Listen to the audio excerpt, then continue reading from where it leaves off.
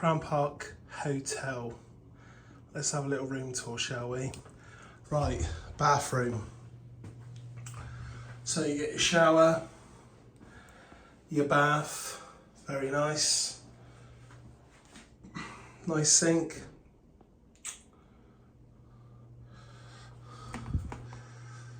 Obviously body moisturiser, shower gels, Japanese toilet, and it's got lots of functions as we can see.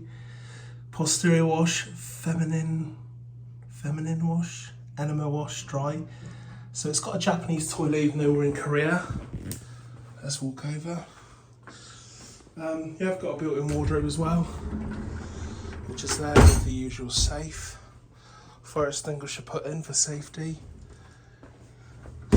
And then nice little coffee tea unit, a little fridge, and a bed, and obviously a little table and a TV. TV just shows, in all fairness, Korean channels.